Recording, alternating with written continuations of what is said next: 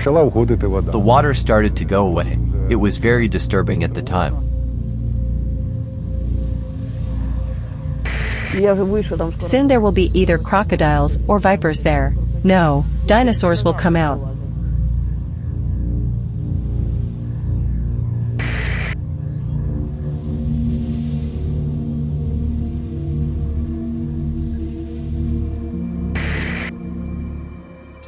War as an unnatural phenomenon.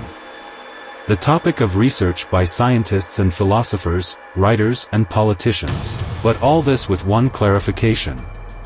An unnatural phenomenon from the point of view of human nature.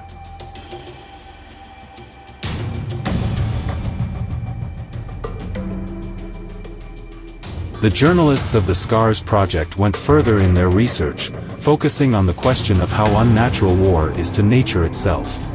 That is, the environment of human existence, which is why the war should be regarded as a challenge to the existence of all living things.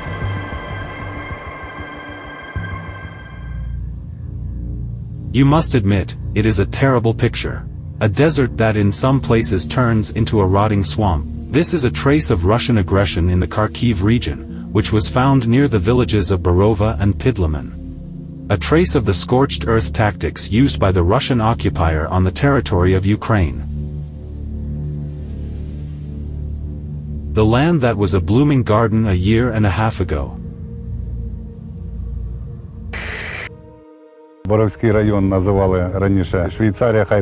Borova and the Borivsky district used to be called the Switzerland of Kharkiv region because of the resort places here. This is due to the fact that the Krasnooskil water reservoir was located here. It is large in area. The length is approximately 72 kilometers. Nature, our nature, was already adapted to this reservoir. And migratory birds began to appear. Most of all, geese arrived. Nesting has begun. Even exotic birds, for example, cormorant nests have begun to appear. Swans nest and raise their young here. The variety of fish here is enormous. Even guests from western Ukraine were surprised at how rich our nature is. At the same time, it should be noted that the Scorched reservoir was more than just a blossoming and amazing corner of their homeland for the residents of Kharkiv region.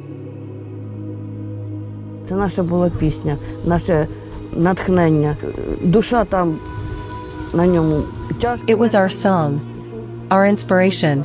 He had a soul. No matter how hard it was, I left, breathed that air, took a break from everything. There was nothing to compare it to. This is the small Switzerland in the Kharkiv region that existed before the Russian aggressor invaded Ukraine. The occupier, who left traces in this region in the form of destroyed houses that were shot from tanks. One day a Russian tank arrived. Then the next day, it was quiet everywhere. There is nothing anywhere. Then we hear with my wife that tanks are coming again. And he started shooting at houses from around the corner. And at the same time, scorched earth instead of blooming Ukrainian nature. The land was scorched not by chance, but as a result of the scorched earth tactics used by the occupiers in the Kharkiv region. On February 24th, during the first bombardment, the floodgates that hold back the water were hit. And the water started to go away. It was very disturbing at the time. And alarmingly justified. This is given the fact that after the start of the operation to liberate the Kharkiv region, the occupier decided to leave traces of its presence in the region in the form of scorched earth. When they realized that they could no longer hold out here, they started shooting at the houses with tanks directly. And when they were leaving, they blew up the dam, which resulted in the water completely draining in 2 days. Hence the result of this barbarism. It was an integral part of our village. It was a single particle, a blood drop. It was a venous vessel of some kind. And now it's just horrible. It's just pain. When you go down there, it feels like you're going to hell, to some other atmosphere. It was so clean. And now it looks like this. Either vipers or crocodiles will soon be there. No, the dinosaurs will come out. And then we will move on to assess these traces of the Russian aggressor in the Kharkiv region without much emotion, but more professionally. The current situation is as follows. As a result of hostilities, the Oskil Dam in the village of Oskil, Izium district, was destroyed. And environmentalists estimate the damage to the ecosystem, which has already been formed for almost 70 years, at more than 3 billion hryvnias. And all this started with the dehydration of the land, which primarily affected local residents and their farms. People have mined wells for drinking water.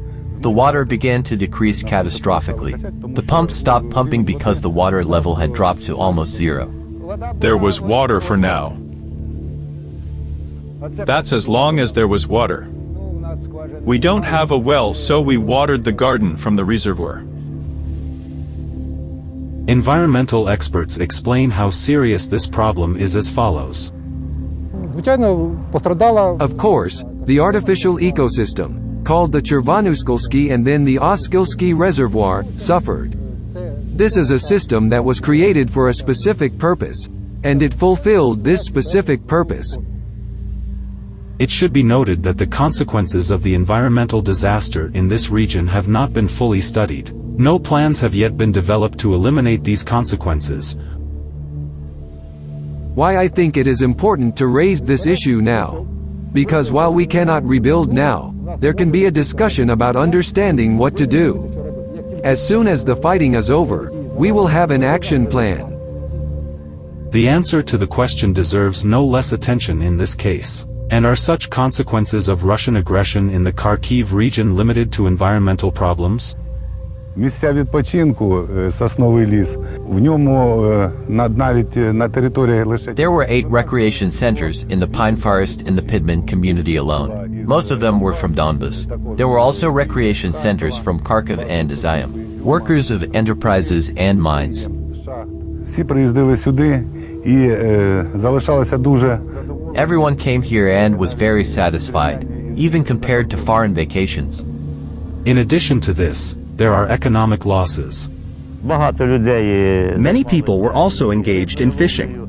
Whether large or small, it was different for each family. It was part of their income, profit, nutrition. Recently, about 180,000 heads of silver carp have been stocked. Brigades worked here. Although not many, there were jobs. Unfortunately, this is no longer the case. A certain discovery deserves special attention. As it turns out, living in a particular ecosystem has an impact on the formation of the cultural ethnicity of its inhabitants. We used to organize holidays. Ivan Kapala, the girls would weave wreaths on the coast. Other holidays, in winter, not only the people of Bydliska, but the whole district came to the Epiphany. We also had guests from Kharkiv and Donbas. Hence the goal of rebuilding the reservoir and looking for options for this. Все можна зробити. Все. Everything can be done, everything. Our industry is very much out of whack right now. Even brothers in agriculture, local farmers were defeated here, all bases were broken. That is, financially, our state will not be able to do this. Але з залученням коштів міжнародних донорів можна зробити. But with the help of international donors, we can do both the design and the water filling. And it can be done no worse than in Switzerland. It can be done even better than it was.